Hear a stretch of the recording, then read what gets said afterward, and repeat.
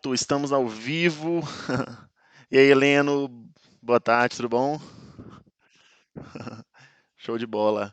É, o pessoal está entrando, eu acho. Vamos dar uma olhada aqui. É, eu acho que agora a gente tem um espectador. Show de bola. Vamos começando então. A gente vai começar. Boa tarde a todos.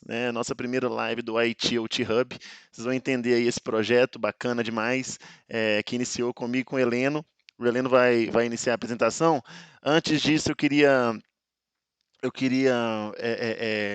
desejar que aproveitem. A gente vai hoje o conteúdo vai ser o PCUA. Então a ideia é sim digamos assim, essa produção de conteúdo aí mensal. E a minha ideia, vamos começar com o Heleno, se apresente, Heleno, a gente vai conversando um pouco sobre o projeto. Bom, então, eu trabalho há cerca de 10 anos na área de automação. Comecei ali no chão de fábrica, na área de manutenção, trabalhando com instrumentação, parte de controle, escada, tudo aquele nível. E depois acabei desenvolvendo aplicações como integrador de sistemas, trabalhei em suporte técnico a nível nacional e a nível global, e também atualmente eu trabalho com desenvolvimento de produtos.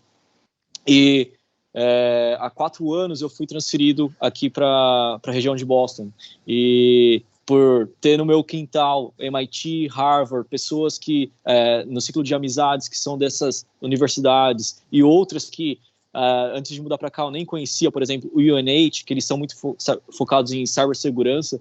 Então, eu sempre busco tirar proveito dessa comunidade que tem próximo daqui, e também dos eventos de tecnologia que ocorrem, tanto aqui como em outras partes dos Estados Unidos, porque existem muitas empresas de tecnologias na região de Boston, e também startups, empresas que estão utilizando tecnologias que para a gente, tecnologias disruptivas que para a gente às vezes é difícil de enxergar uma aplicação, e eles já estão utilizando. Então, a partir de todo esse ambiente, foi quando eu entrei em contato com o Rafael, a gente surgiu essa ideia de criar o IT OT Hub, que nada mais é utilizar, disseminar esse conhecimento que eu tenho, a comunidade de relacionamentos que eu tenho, que o Rafael tem também, e trazer essas tecnologias disruptivas de uma forma didática e aplicada à nossa comunidade, tanto de tecnologia da informação como tecnologia da informação, da informação e de operação. E o que eu acredito é que hoje a gente já está nessa convergência. Eu já consigo ver muitos profissionais que eram puramente de OT, hoje em dia trabalham em aplicações que são um mix, e da mesma forma profissionais que eram de IT trabalhando em OT.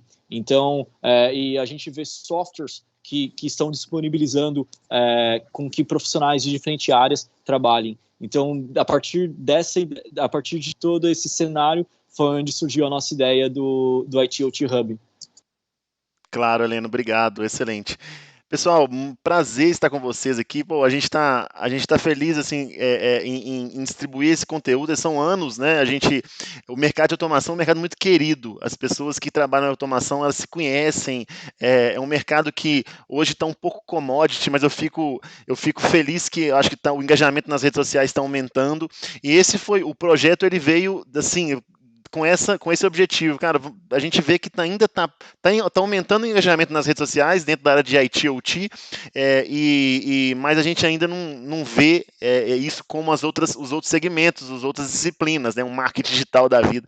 Então, o meu sonho é realmente ter mais profissionais. A gente precisa de mais profissionais nessa área.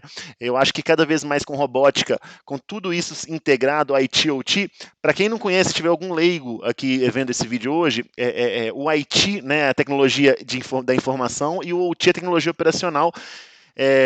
A tecnologia da informação é a área de computação, são os níveis computação corporativa, né? E o OT é a nível de computação operacional de chão de fábrica. quando a gente fala chão de fábrica, não somente fábrica, né? Pode ser uma cidade inteligente, pode ser várias coisas que a gente consegue captar informação e manipular e controlar essas informações de chão de fábrica. Então, esse mundo é gigante, né? A gente tem profissionais de IT, a gente tem profissionais também de automação e eles precisam se emergir, né? Então, e esse conteúdo, ele é um conteúdo que é disponível, que está disponível, mas a gente precisa de engajamento, a gente precisa de mais profissionais. Eu já vi já tive vários clientes em indústrias, diferentes tipos de indústrias, eu vejo pessoas querendo se tornar profissionais da área de IoT. A gente vai entender um pouco mais durante as nossas publicações de conteúdo, né? Que é isso? O que está mudando nessa profissão? O que é essa convergência, né? O que faz essa convergência? E o que faz essa convergência na nossa vida também profissional?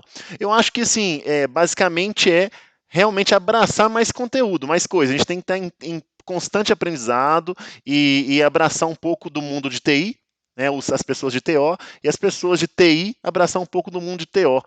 E se a gente se abraçar assim, eu acho que a evolução, né, a democratização da tecnologia vai ser muito mais rápida. Então é isso, meu nome é Rafael, eu sou consultor na Schneider, eu tenho 10 anos, até um pouco mais, eu acho, na área de automação também, contando estagiário, como tudo. Desde o meu primeiro estágio foi da área de automação. Então hoje eu falo que eu nem sou mais da área de automação, eu gosto de me chamar um ITOT, resolvedor de problemas, problem solver, porque eu amo a área de IT também, eu sou apaixonado pela área de TI e de desenvolvimento de software, e eu adoro juntar essas áreas, e eu acho que pode resolver o problema de muita gente, essas duas áreas juntas. E hoje eu atuo, eu tenho muita experiência com mineração, mas hoje eu atuo no mercado de CPG, que a gente chama de o Consumer Packaged Goods, né, que é todo esse conceito de indústria que gera um produto embaladinho, né, ou seja, um remédio, um arroz, um leite. E a gente criou essa comunidade para gerar conteúdo, tá? Para gerar conteúdo inicialmente, cursos gratuitos, conteúdo sem fim, por enquanto lucrativos, mas é para a gente realmente engajar a comunidade, para a gente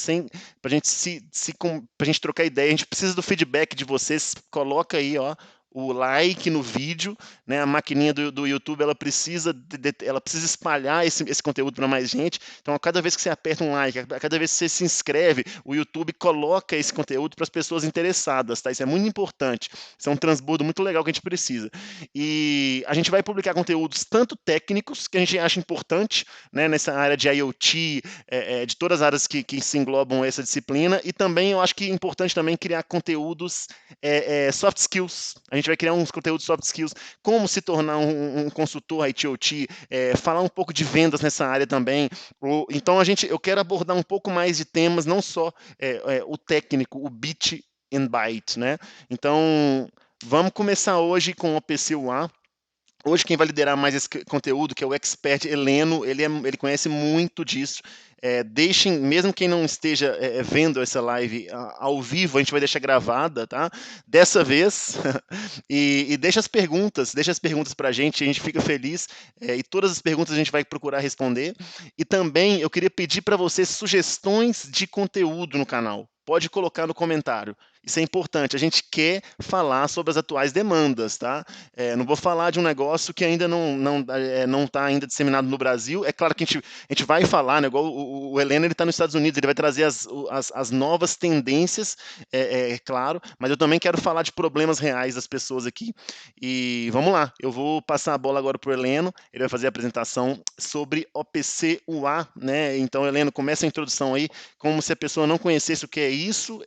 Então, só introduzindo bem rápido, o mundo de IoT, a gente precisa se comunicar. Né? Igual a gente comunica um com o outro, eu estou comunicando com vocês e com o Heleno, as máquinas M2M, né, que a gente chama, o M2M eles precisam se comunicar. E o APC-UA é um protocolo de comunicação, então essa informação ela precisa chegar para os tomadores de decisão, inclusive do chão de fábrica. Então o OPC é um dos protocolos de automação de tendência hoje em dia, e eu vou deixar agora o Heleno apresentar. Bom, então a gente pode começar aí falando sobre o que o OPC-UA é. Se a gente falar só da palavra OPC-UA, a gente já consegue falar um pouco da história dessa fundação, né? Onde foi criado em 96 e naquele momento o OPC significava OLE, for Process Control. Então, o OLE era um protocolo da Microsoft, e aí já fala que, naquele momento, o OPC Classic ele era vinculado à Microsoft. Se você quisesse rodar uma aplicação num outro sistema operacional, não era possível. E então, com a evolução da tecnologia da informação e também da tecnologia da operação, com mais pessoas criando aplicações no mundo open source, Linux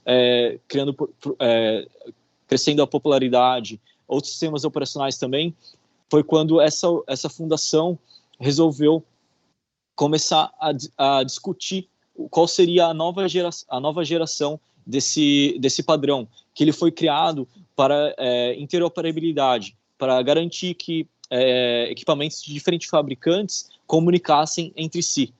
E então foi aonde surgiu o OPC-UA, que hoje em dia significa Open Platform Communication. Então é uma plataforma de comunicação aberta e com uma arquitetura unificada. Então, com essa possibilidade, com o OPC-UA, o que ele traz para a gente? A gente pode ver nessa imagem aí o maior exemplo do OPC-UA. Devido a não estar mais vinculado a um sistema operacional, a ter incluído nele cibersegurança, e então isso criou uma grande flexibilidade para esse padrão. E hoje em dia, o OPC-UA é um padrão que você pode utilizar desde um equipamento de campo até a nuvem. Então, a gente consegue ver aplicações de OPC-UA em diferentes segmentos. Por exemplo, nos últimos 3 anos eu tenho trabalhado muito com data center, e lá eles exigem duas coisas. Eles exigem segurança e comunicação, ou interoperabilidade. E o OPC-UA traz muito isso, porque já vem incorporado no padrão conceitos de segurança. E também ele proporciona determinismo. Da onde vem o determinismo? O determinismo ele vem de um protocolo que se chama TSN, ou rede sensível ao tempo. E esse protocolo, inclusive, a gente já está criando um vídeo sobre esse tema, e com esse protocolo, a gente, junto com o OPC-UA, esse protocolo está ali para quem lembra das camadas OSI, ele está ali na segunda camada, que é na camada de transporte, e a gente pode vincular ele ao OPC-UA, que está ali na camada de aplicação. Com isso, a gente garante que a gente tenha aplicações de, vamos supor, equipamentos que estão à distância, e se a gente incorporar isso ao 5G, essa distância aí fica muito mais longa, e a gente consegue integrar tudo isso na mesma rede ali de comunicação. Então, só voltando àquela pergunta minha, Heleno, olha que legal.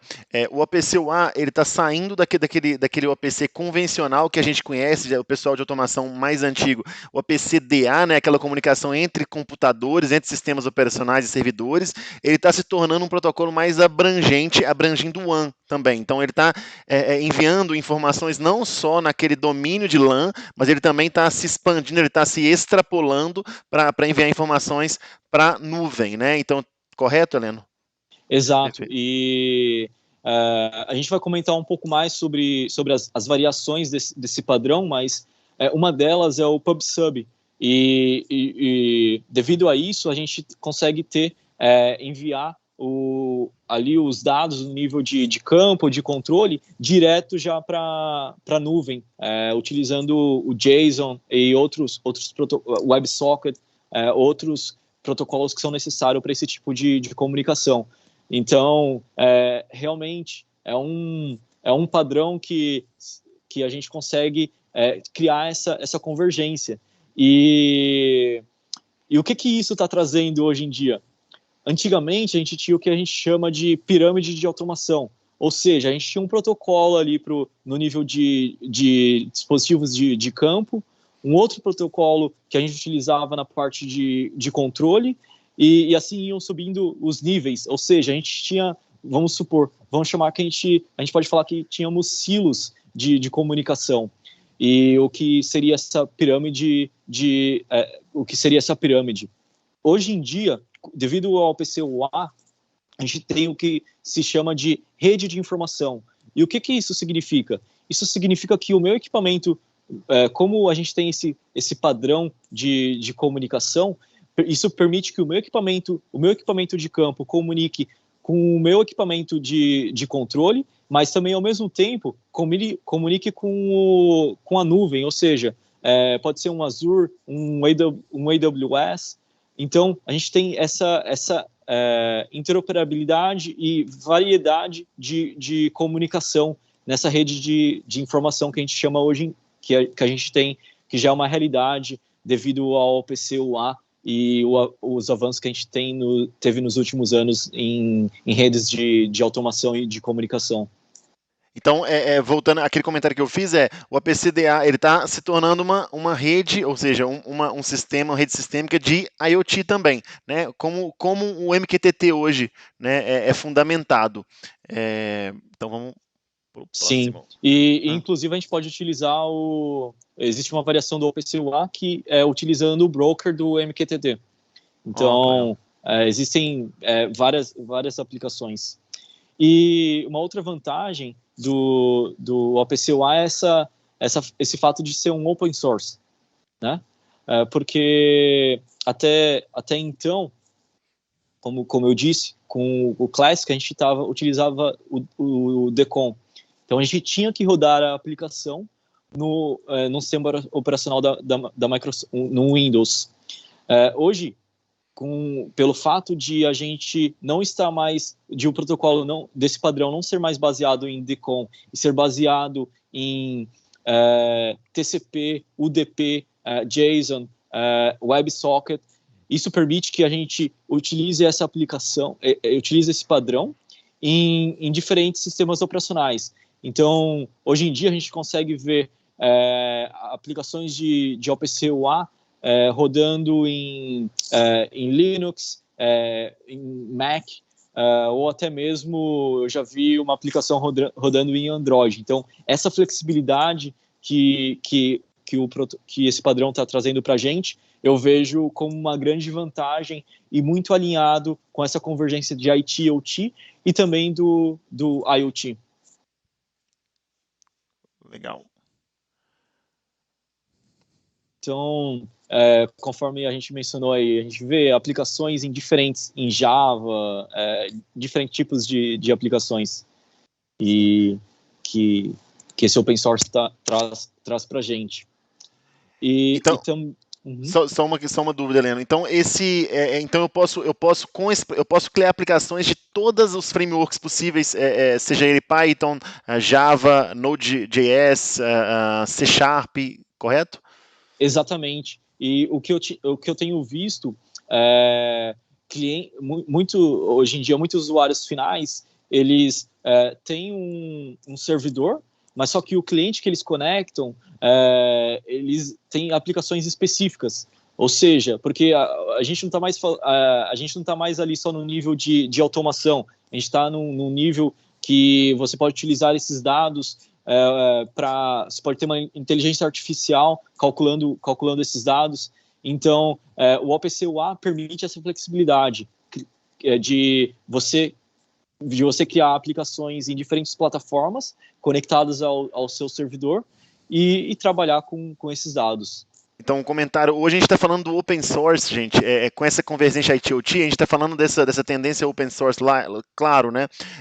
Quais são os principais KPIs hoje do OT, né? Segurança e disponibilidade. O open source ele tem que invadir o OT com segurança e disponibilidade. né? Não adianta eu entrar com open source sem isso. É claro que nas camadas superiores eu não preciso eu preciso de segurança, mas nem tanta disponibilidade, né? Quando vai diminuindo a camada da automação, a gente vai precisando de mais disponibilidade.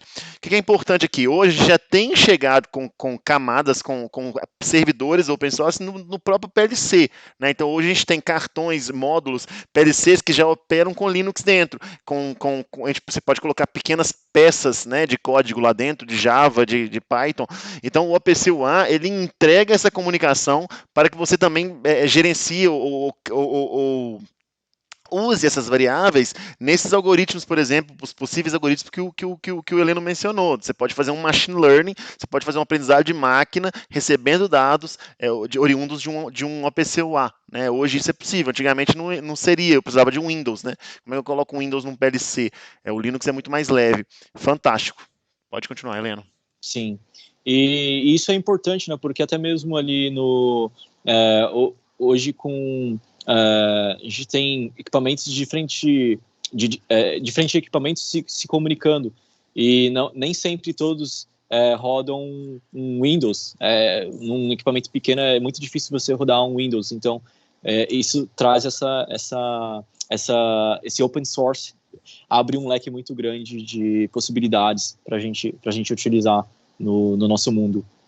E uma outra, aí a gente falando em um nível mais acima, que a Fundação OPC UA, ela já está, um dos participantes deles já é o Azure, o AWS, então isso permite que a gente tenha um padrão que a gente, conforme eu já mencionei anteriormente, que a gente utilize do campo até a nuvem, com esse mesmo padrão. E na nuvem, como você sabe, o céu não existe limite, né? A gente pode ter um Power BI, e você conhece muito bem dessa área, e acredito que no futuro a gente vai entrar um pouco mais nesse nível aí de depois que os dados estão na nuvem. Exato. É importante, assim, o Heleno ele comentou sobre o broker, né? Todos os fornecedores de serviço em nuvem, né, principais, né? A Schneider é fornecedor de serviço em nuvem, mas utiliza a Microsoft como parceiro, utiliza um backbone da Microsoft. Mas vamos falar de Microsoft, AWS e hoje tem até o Alibaba, né? Tem eles possuem um broker, tá? Que é um recebimento de dados utilizando protocolos industriais de IoT. Esse broker é um recebimento, é uma porta de entrada, né? O Google tem o IoT Hub, IoT se não me engano, um deles é o IoT Hub, são nomes bem similares. Essa porta de entrada, ela precisa falar esse protocolo, né? Um OPC1A, um MQTT. Então, isso que é a porta de entrada na nuvem. Entrou na nuvem, eu consigo fazer colocar esses dados num banco de dados, um Big Data, no barramento da nuvem, aí eu faço o que eu quiser lá dentro. Eu posso colocar num Big Data, num banco de dados grande, numa lagoa de dados, e lá dessa lagoa de dados eu posso fazer pipelines, né? Enviar esse dado para um lado, para uma dashboard, eu posso enviar para, sei lá, treinar uma rede, um algoritmo de machine learning, eu posso enviar para fazer workflows, né? Jobs para mim. Então, se acontecer isso com isso, eu posso. Então, aí, igual o Heleno falou, o céu é um limite, a nuvem não tem limite, né, Heleno? Mas pode continuar. Sim. Bom, então, até o momento a gente deu uma introdução, eu diria que foi a parte motivacional ali do nosso grupo, da nossa live, para buscar o seu interesse, despertar o seu interesse nesse padrão. Agora, eu acho que também é importante a gente dar uma parte ali, uma introdução mais técnica, porque às vezes você precisa implementar isso, você está criando ali o seu open source, e então seria importante. E também é importante saber o valor, que você está trabalhando com algo que é seguro. E o OPC UA, ele tem isso nativo. Como vocês podem ver nessa representação, existem dois conceitos de segurança que que foram desenvolvidos e já estão embutidos no OPC UA.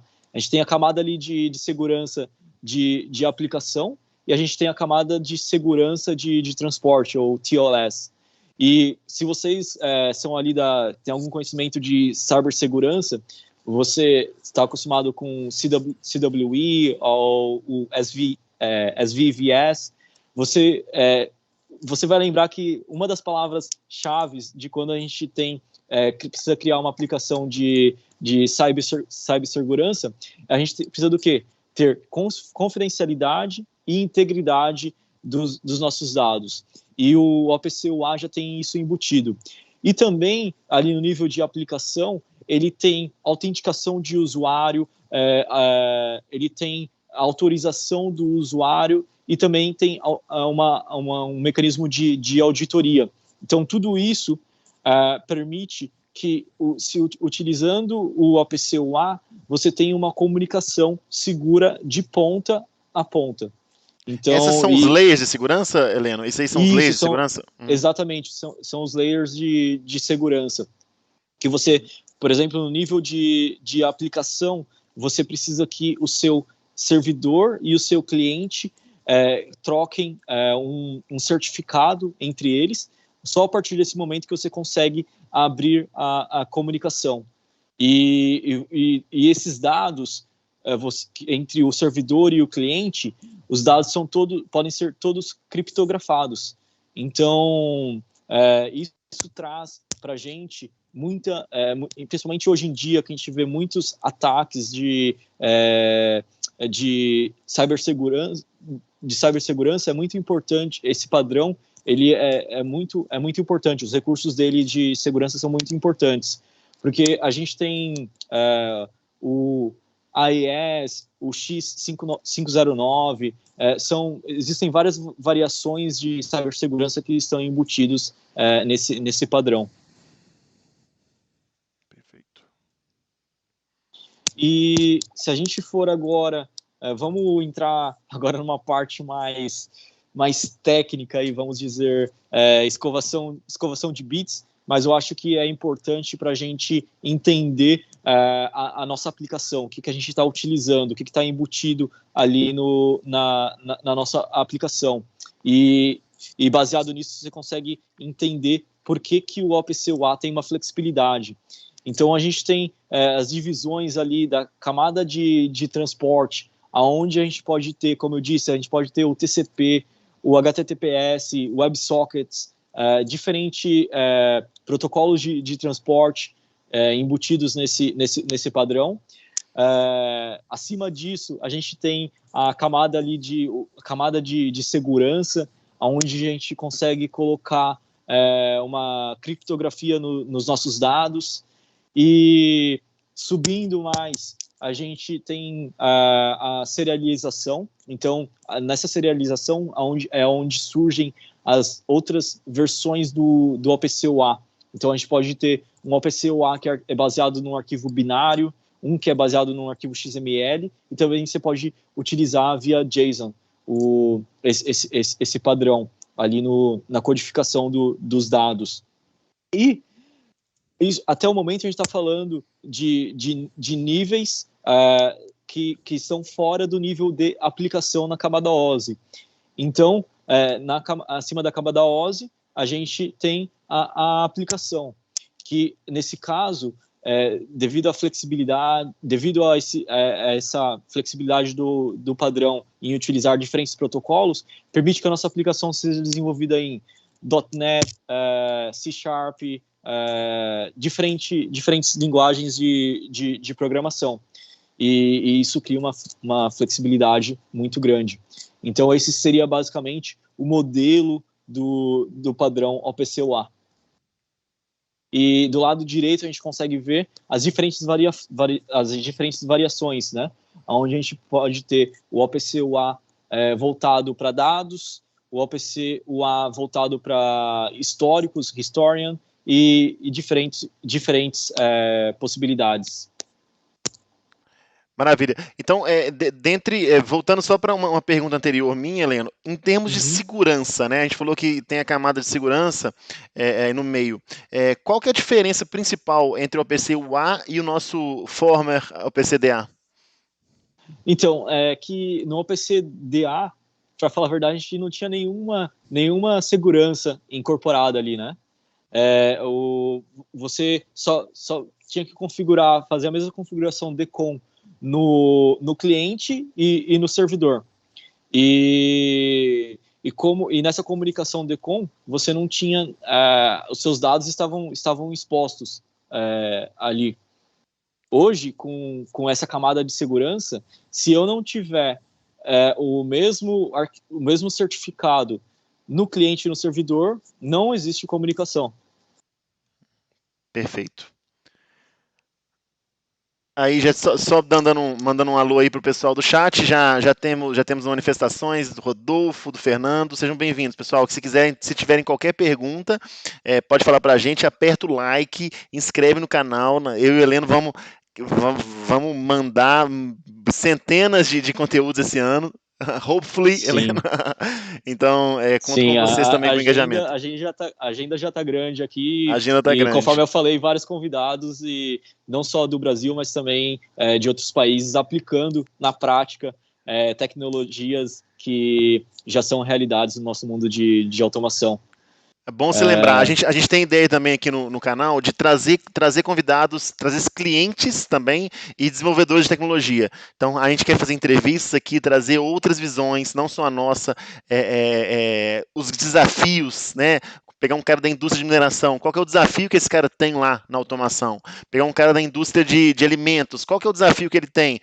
Pegar um integrador de sistemas, pegar também uma pessoa do R&D da Schneider. Então, a gente entendendo todos esses stakeholders, né, desde o desenvolvimento da tecnologia, implantação e a utilização para produção, né, ou para segurança, ou etc., isso é muito importante. A gente vai trazer esses convidados, a gente já mapeou isso, espero que nos próximos meses a gente já tenha um convidado legal.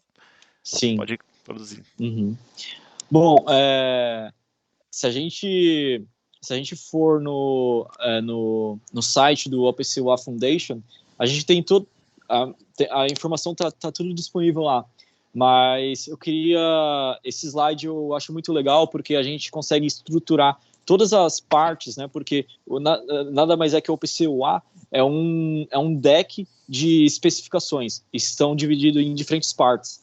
Então a gente tem ali o núcleo, a parte principal, né?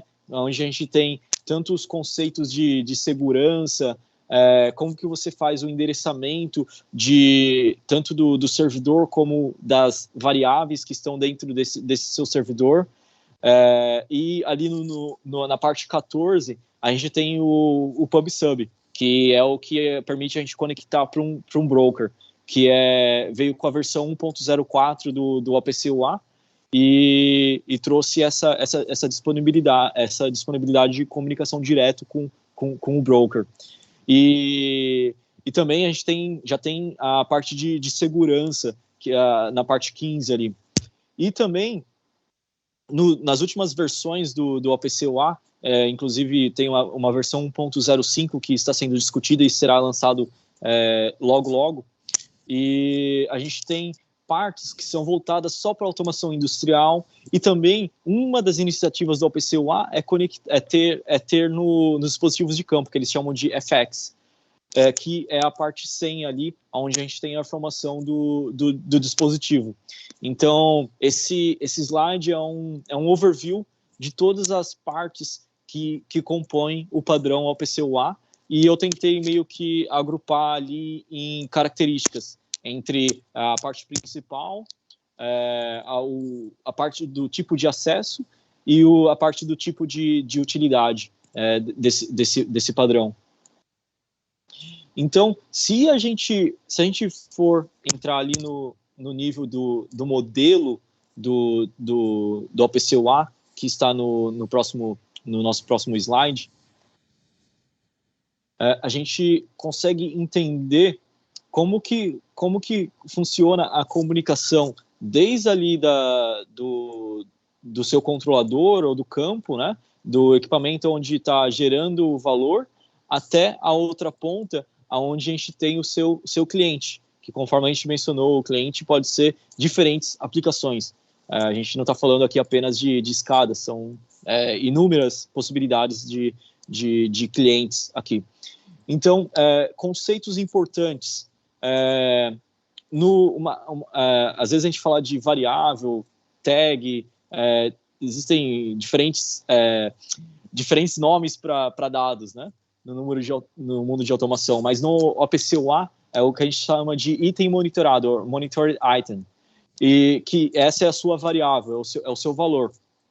E esse valor, você manda ele para uma subscrição, aonde o servidor fica sempre monitorando esse valor, para ver se ele variou, ou se tem um evento relacionado a esse valor. E a partir desse momento, você tem essa variável dentro do seu servidor, e do outro lado, você tem o que a gente chama de o cliente, né? O que o cliente faz? Ele conecta ao servidor através e a frequência que esses dados serão enviados para o cliente é determinado pela subscrição, pelo tempo de subscrição e o tempo de publicação. Então, essas são, a gente chama de publishing interval e o monitor item interval. São dois parâmetros que vêm do cliente e aí ele determina a frequência que os dados serão enviados para o cliente.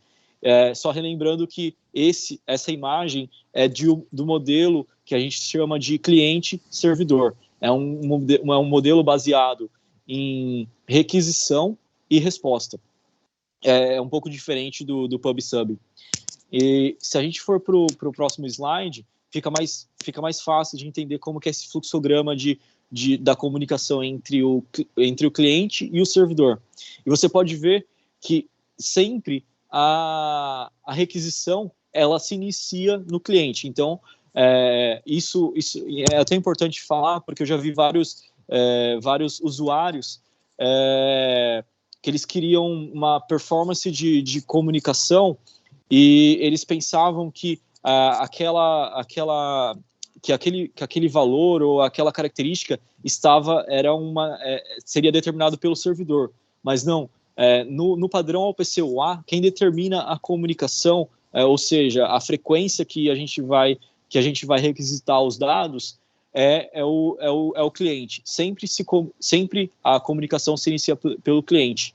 Então, vocês podem ver todo o fluxo aí da comunicação, aonde a gente vai ter o cliente, ele vai mandar uma requisição para o servidor, aonde a gente vai abrir uma sessão para aquele cliente, e dentro dessa sessão, a gente tem subscrições.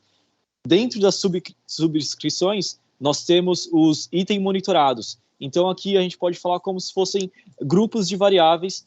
Uma subscrição seria um grupo de variáveis.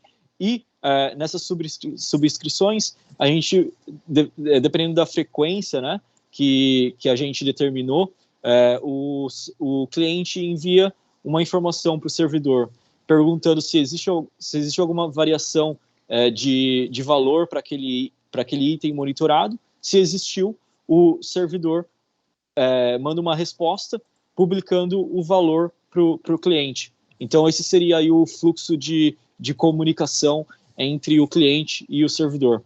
E se vocês quiserem ver isso mais a fundo, com o Wireshark vocês conseguem colocar qual é a porta do seu servidor e ficar monitorando, e vocês vão ver exatamente esses pacotes sendo transitados. Você vai ver a abertura da sessão, a abertura da subscrição e depois enviando quais são os itens a serem monitorados dentro daquele servidor. E uma outra característica do OPC-UA é que ele tem uma possibilidade que a gente chama de LSR, ou seja, você descobre o cliente, ele consegue, se o cliente e o servidor estão na mesma rede, você consegue dar um browse na sua rede e descobrir quais são os servidores disponíveis, e a partir disso você comunica no seu servidor e consegue inicia a comunicação. Lógico que, como eu já disse anteriormente, depois que você fizer toda a comunicação, toda a configuração de segurança para garantir isso. Então, se a gente for aí um slide, nesse slide, eu acho interessante, porque como é um open source, não necessariamente você vai utilizar uma aplicação que já tem uma aplicação pronta. Às vezes você vai num GitHub da vida e você vai criar a sua aplicação específica de cliente baseado no GitHub. Então, eu achei importante trazer essas informações do que são os diferentes serviços do padrão OPC-UA, onde a gente tem ali na segurança de canal, isso daí são as funções que você utiliza, que o cliente e o servidor, eles comunicam ali no nível de aplicação. Então, a gente tem uma requisição de Open Security Channel para abrir o canal de segurança. Na sessão, a gente tem possibilidades de escrita, a gente tem possibilidade de leitura e escrita. Conforme mencionei, a gente consegue fazer um browse para ver todas as variáveis que estão dentro desse servidor. E, no nível mais acima, a gente tem a subscrição, onde a gente consegue colocar triggers para enviar o valor, para o servidor enviar o valor para o cliente apenas se atingir o trigger que a gente definiu. Então, existem várias possibilidades e isso daí não quer dizer que todos os servidores e todos os clientes têm esses recursos, mas isso são todas as funções que o padrão disponibiliza. E conforme vocês sabem, padrão não quer dizer que todos os servidores, todos os clientes de mercado utilizam todas as funções. Você utiliza o que é mais aplicado para o seu tipo de nicho, né? Então, isso eu achei importante trazer isso. E uma informação que toda vez que você utilizar um OPC-UA, você vai ver que ali o endereçamento ele vai ser baseado, ele vai ter um NS, que na verdade ele é o namespace, e ele vai ter um index. Então, dentro do servidor existem diferentes index. Então, sempre uma variável, o endereço da variável ele vai ser o index do namespace, e depois você vai ter o tipo, que pode ser um inteiro, uma string, uma variável booleana, e você tem o valor dessa variável. Então, esse seria porque isso indica o mapeamento das variáveis dentro do servidor. Então, o NS nada mais é do que o namespace. E uma outra, se a gente for falar no próximo slide, tem uma variável do padrão OPC-UA, que é o nível de serviço. E essa variável é muito importante. Por quê? Independente do cliente que você está utilizando, ou do servidor que você está utilizando, essa variável ela estará lá. E essa variável, o que ela indica para a gente? Ela indica qual é a qualidade do servidor, qual é o status do servidor naquele momento. Então, por exemplo, se, vamos supor, o meu servidor não está adquirindo os dados do meu controlador, do meu equipamento de campo, provavelmente ele vai estar, ele pode estar, existem diferentes sub-ranges dentro desse nível de serviço, e então, por exemplo, ele pode estar em manutenção ou sem dados. Então, é importante você saber se você está desenvolvendo, se você tem um cliente, é importante você saber quais são os ranges padrões do seu servidor. Sempre serão esses 4. Serão manutenção, sem dados, degradado ou sadio. Sadio é onde os dados estão disponíveis e você pode conectar.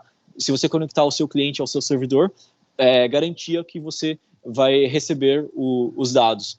Mas só que esses níveis, os valores que eu coloquei do lado direito, eles são padrões mais utilizados, mas nem sempre, mas podem ter variações. Então, sempre recomendo ir no seu servidor e na documentação do seu servidor e verificar quais são os valores para esse nível. E no seu cliente, sempre vincular os seus dados ao nível de serviço, porque às vezes, se você não vincular isso, o seu servidor ainda não está conectado ao equipamento de campo, e o valor que você está lendo lá não é o valor real. Então, sempre preste muita atenção no nível de serviço. E só finalizando aqui, outras variáveis que são importantes no OPC-UA, conforme eu já mencionei, é saber as características do seu servidor, ou seja, quais são as limitações do seu servidor. Então, nesse caso, o que é importante?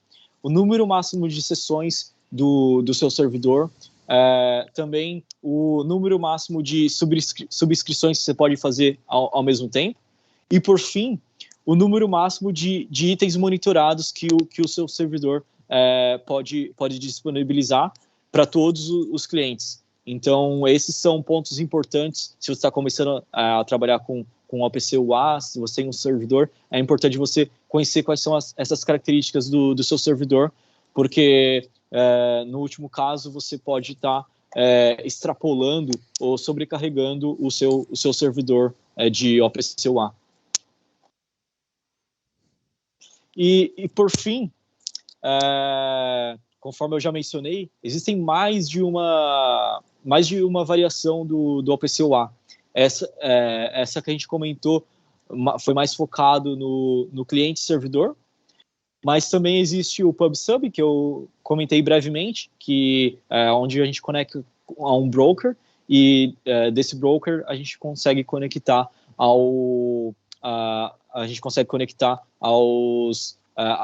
a nuvem, AWS, o IBM e outros, e o Azure e outros de mercado.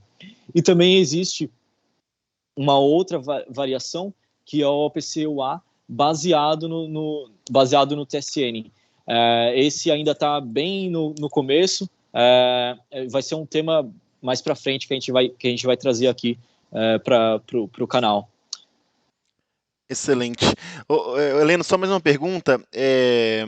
O APC, hoje, assim, o APC-UA, ele tem uma hierarquia dentro dele, então essas tags, essa adição de tags, eu consigo colocar algo mais direcionado, orientado ao objeto? Sim, exatamente. Esse foi uma das evoluções desse padrão, que ele é orientado ao objeto.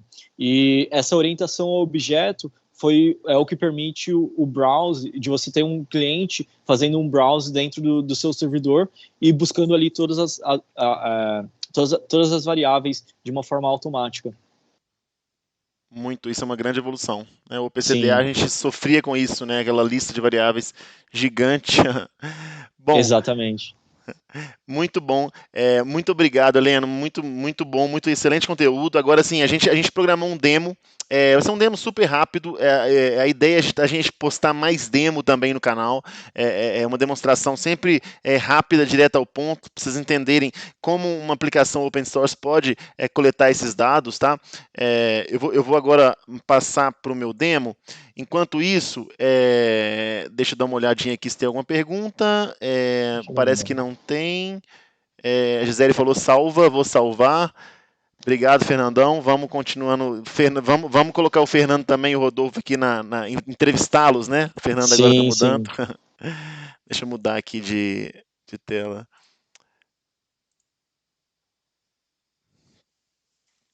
Não apareceu. Cadê? Acho que deve ser esse aqui. Beleza. Então, pessoal, eu fiz uma aplicaçãozinha aqui só para a gente entender. No Node-RED, eu acho que não sei se todos conhecem o Node-RED, mas o Node-RED é um framework muito orientado, sim, à aplicação de automação, né? Então, é um framework que foi desenvolvido sobre a base do Node JavaScript, né? Que hoje é um framework de programação. Esse Node JavaScript, eles desenvolveram um framework dentro dele, que é um web server. Esse web server, ele tem nodes, cada node é um pedaço de função, é um pedaço de código, tá? E ele também é orientado a evento, tá? O Node-RED é orientado ao evento. Então, se eu... Só um minuto, deixa eu passar para outra tela. Então, aqui eu tenho alguns nodes que é como se fosse mesmo assim, bem uma orientação de um PLC orientado a evento, né? Até lembra muito a 499, mas eu tenho que criar um evento aqui para eu ativar essas funções, e essas funções, elas são funções JavaScript, Node.js, de o que eu quiser. Então, eu posso criar aqui um bloquinho, uma função, usando qualquer código JavaScript. E como a gente viu que o OPC-UA é open source, ele pode ser utilizado em plataformas open source, a gente pode, digamos que existem bibliotecas prontas, né, já existem bibliotecas tanto no Python quanto no Node, que já bibliotecas da comunidade, né, são bibliotecas, claro, sempre tem um risco dessas bibliotecas de estar um pouco obsoleta, mas a gente só vê no GitHub os últimos envios também que teve, mas pelo que eu vi, as bibliotecas que a gente trabalha aqui são bibliotecas já consolidadas, a gente inclusive usa ela em produtos, tá? Produtos oficiais para envio de dados, publicação e escrita de dados e alguns produtos que a gente tem hoje dentro da própria Schneider. Então, o que eu fiz aqui? Em uma linha, né, na verdade, com 2 blocos, eu consigo ler uma variável OPC-UA. Né? Eu quero trazer aqui a facilidade, a simplicidade, né, de como ler uma variável OPC-UA. Eu utilizei um servidor público, tá? Dentro aqui do GitHub, eu acho que tem public servers, public UPC way, desculpa, server. Eu acho que é o primeiro, aqui ó, é um GitHub, eu vou colocar no comentário desse vídeo, eu vou salvar. Aqui tem alguns, né, uns não funcionam, mas uns funcionam, a maioria funciona, 90%. Então, eles são pequenas fábricazinhas, assim, tem nível, né, tem medição de building também. E eu utilizei esse um dos servidores, né? Então, o que eu fiz aqui? Primeira coisa, eu preciso colocar um OPC-UA client aqui, no Node OPC-UA client na tela. Esse OPC-UA client, a única coisa que eu tenho que... Duas coisas eu preciso fazer aqui. A ação, né? Lembra que o Heleno falou em que eu tenho várias ações dentro do OPC-UA. Eu quero subscrever, eu quero só ler e escrever, é como se fosse quem é da época do Modbus, aí é como se fosse a função Modbus mesmo. Então eu tenho uma função de escrita, uma função de leitura, uma função de subscrição. Então essa função de subscribe é uma função, aqui nesse caso aqui, ela fica mais cíclica e eu coloco um intervalo de tempo de leitura. E além disso eu preciso colocar só o endpoint. Tá? Esse endpoint eu coloquei, geralmente o endereço do OPC, ele começa com, ao invés de HTTP, né, porque não é HTTP, o protocolo opc.tcp, e o caminho que a gente precisa chegar naquele lugar. Isso também, eu estou pegando via WAN, mas poderia ser via LAN, a mesma coisa também, o IP, tá? E a porta. Se houver segurança, aqui eu coloco, esses geralmente os servidores públicos não precisam de segurança, né? Mas aqui a segurança a gente coloca a política de segurança, né? Se é sign-in, se é credencial, se é certificado, né? A gente coloca tudo aqui.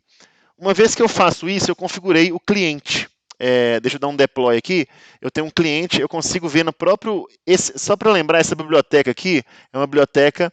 É uma biblioteca que chama Node. Cadê ela aqui? Chama Node-RED Contrib OPC-UA. É a que tem mais atualização, é a que está mais dentro da comunidade, tá? Essa biblioteca, ela é uma biblioteca simples de ser utilizada, não é muito difícil não. E você pode utilizá-la como servidor ou como cliente também.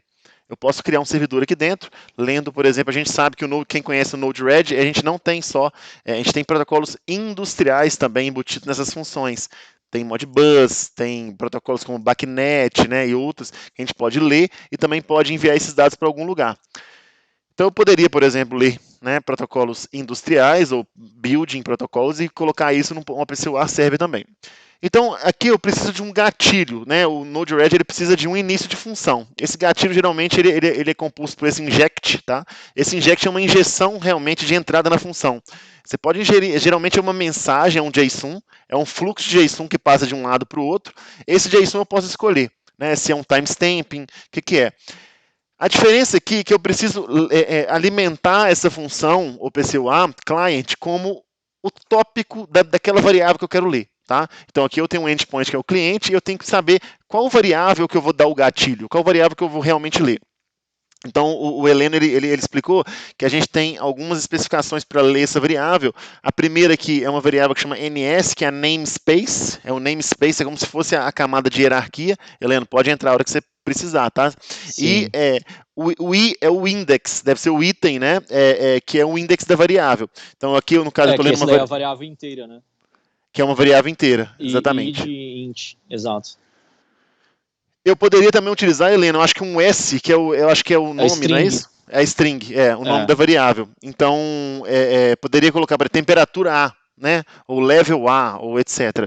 E aqui eu coloco também um outro atributo que esse OPC client precisa, é qual é o tipo da variável. Se eu colocar o tipo errado também, ele não consegue ler. Só isso. Eu fiz isso, eu tenho uma seção já ativa. E aqui eu coloquei uns nodes só para a gente ver, tá? Essa variável. Esse node aqui são nodes de dashboard, tá? O node red ele tem a dashboard dele.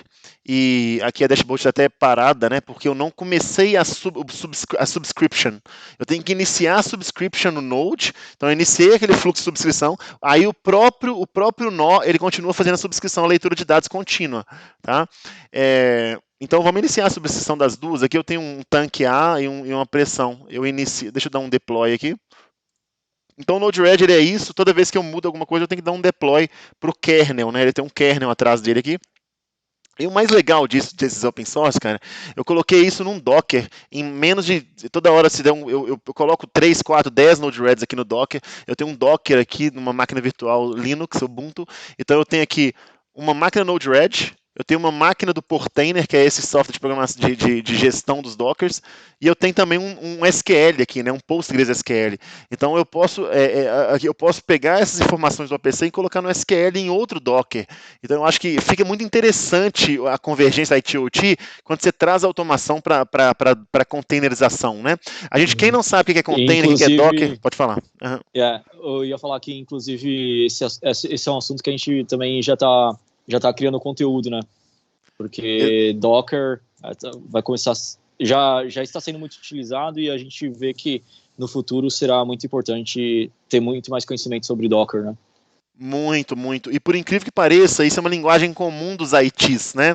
Hoje em dia. Mas se você faz hoje uma pergunta para as pessoas de OT, as pessoas mais de automação, não é todo mundo que sabe. Eu vou te falar que são poucas, a porcentagem é pequena, e é uma necessidade real. Tá? As pessoas têm que saber Docker. Eu acho que é um futuro do OT-IT, é muito importante. E fora a facilidade, né? Se fosse uma coisa que dificultaria o nosso trabalho, eu ia falar assim, cara, tem que saber, mas é chato. Mas não é fácil. A gente lida com máquinas virtuais pesadas. Isso nada mais é que uma máquina virtual pequenininha. Mas vamos fazer mais à frente, a gente coloca.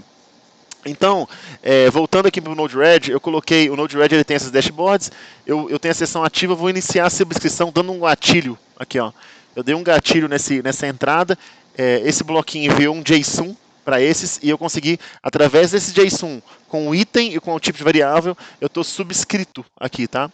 Uma maneira de você ver o que está saindo dos blocos, eu tenho um debug, tá? E no debug eu consigo ver o JSON de um bloco saindo. Eu até coloquei um JSON inteiro aqui. O JSON também, para quem não sabe, uma linguagem, é um JavaScript Object. É um objeto entre chaves que eu tenho uma tabela. Eu posso fazer uma tabela dentro do JSON, uma pancada de variáveis. Então, aqui eu já recebo o tópico, o data type, eu tenho o status code, né? Se foi bem sucedida a leitura ou não. Timestamp, tanto do servidor quanto da source, quanto da fonte, e o payload, que geralmente é a variável que eu quero ler. Tá? O payload aqui aqui no caso aqui eu estou pegando o nível de tanque em decimal, 0,60. E se eu pulo aqui para a minha dashboard, ela está já está gerando os dados. Então está cíclico, lembra que a subscrição está cíclica, está em 3 segundos. E esses itens de dashboard eu consigo também colocar dentro do Node-RED lá. Eu tenho gráfico de linha, de barra, né? Eu tenho esse velocímetro, tenho outras várias coisas. Aqui é mais para a gente ver a variável sendo lida, não só lá no debugger do JSON, ok? E o Node-RED hoje, né, tanto o Node-RED quanto existem outras plataformas também de flow, que a gente chama, que é data flow, pipeline, aí vocês podem falar do jeito que quiser. O que é isso? É pegar os dados de um lugar e mandar para outro, né? Isso, inclusive, esse mecanismo de pipeline, ele está nas próprias nuvens, na AWS, você pode fazer essas transições de dados para um lado e para o outro dentro da própria nuvem. E o legal dele é que eu posso escrever um banco de dados. Então, aqui eu coloquei um Node SQL, do PostgreSQL, né? Dentro do Node, eu estou pegando a saída daquele JSON que eu mostrei para vocês aqui à direita e estou fazendo um insert SQL aqui. Dentro de uma tabela, eu estou pegando a mensagem payload e coloquei o nome da variável level aqui manualmente. E aqui no meu Docker, eu consigo ver o meu banco de dados sendo alimentado por essa variável lá. Uhum. Super E, simples. Uhum. uhum. Rafael, e o que você vê como do SQL? Qual seria um tipo de aplicação que você vê que é possível realizar? Olha, isso pode ser alimentar reports, né? Hoje eu acho que é uma aplicação muito adequada, né? A gente tem historiadores. Eu posso historizar uma variável no SQL, né? Não é adequado, mas eu posso historizar uma variável aí, né? Não precisa ser, sei lá, 150 milissegundos, uma variável que não seja crítica. Eu posso ter um sample maior e eu posso colocar isso numa dashboard corporativa, né? Hoje a necessidade de dashboard ela se cresceu tanto, né? Principalmente interativas não, interativas, que são essas dashboards que eu consigo filtrar e tudo, né? Os BIs, né? Hoje tem muito conceito de Uhum. Business Intelligence, existem os BIs de escritório e existem também os BIs industriais. Então hoje Sim. eu poderia muito bem entrar num Power BI aqui, por exemplo. Eu tenho até o Power BI que eu não conectei ainda, a gente vai fazer uma aula com isso, mas eu poderia entrar no Power BI e ler esses dados e fazer diversos relatórios, né? Média, eu posso colocar inclusive algumas métricas, alguns cálculos estatísticos dentro, inclusive dispersão e etc. E isso poderia ser alimentar o meu relatório em tempo real. Aqui no Power BI, Sim. por exemplo, eu tenho Interessante. aqui, ó, obter dados dentro desses BIs, que é o Tableau, Power BI, etc. Eu consigo ler direto do Postgres, né? Então, aqui, ó, banco de dados de um Postgres, eu poderia vir aqui no meu Docker, vamos ver se vai funcionar, vamos ver se live vai funcionar. Eu poderia vir no meu Docker aqui, o IP, eu tô expondo a porta dele aqui para... Isso aqui é do 5432, então o servidor é 192.168.013. O banco de dados eu coloquei Node-RED. Não coloquei Node-RED não, deixa eu lembrar. O banco de dados aqui eu coloquei Node-RED, exatamente. Node-RED. Vamos ver se eu consigo ler aqui. Eu acho que eu tenho que mudar a porta, talvez. Não, deu certo. Postgres e minha senha, deixa eu lembrar qual que eu coloquei. Acho que foi Badent20. Conectar. Vamos ver se a gente vai dar sorte. Quem sabe Pare... faz ao vivo, né? exatamente. Parece que vai dar. Se bem que tá demorando muito, não era pra demorar tanto assim, não. Deu certo? Não, não deu certo. É porque eu tenho que expor a porta no Docker, a porta certa. Eu tenho que ver que porta que esse cara tá olhando aqui. Deixa eu ver opções avançadas. Mas não deu certo. Mas basicamente, assim, eu tenho que expor a porta do Postgres. Eu já conseguiria ler direto essas variáveis que estão no meu banco de dados. Então, assim, o que a gente fez? A gente fez 3 bloquinhos, né?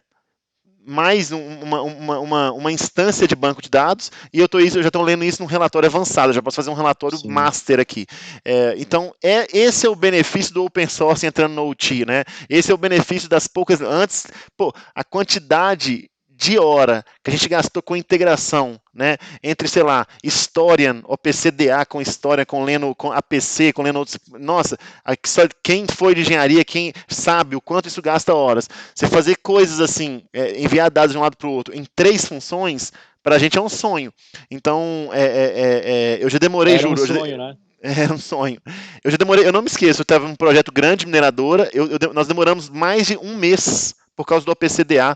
A gente teria que comunicar um historiador, não, comunicar o supervisório com um sistema especialista, um sistema PC.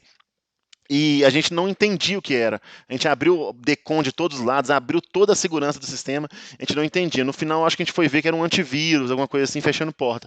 Mas isso é o benefício. A gente perde 2 semanas, é muita grana, né? É muito dinheiro perdido. Muito dinheiro perdido. E também, talvez, se o cara não estiver produzindo ali, se já está dependendo disso para produzir, então é outra coisa. Então, bom, eu quero que. Tomara que vocês tenham curtido. Eu espero que vocês tenham curtido. A gente vai fazer mais demos aqui. Eu gostaria de agradecer muito a participação de vocês que ficaram com a gente aqui live. A gente vai deixar gravada também a live.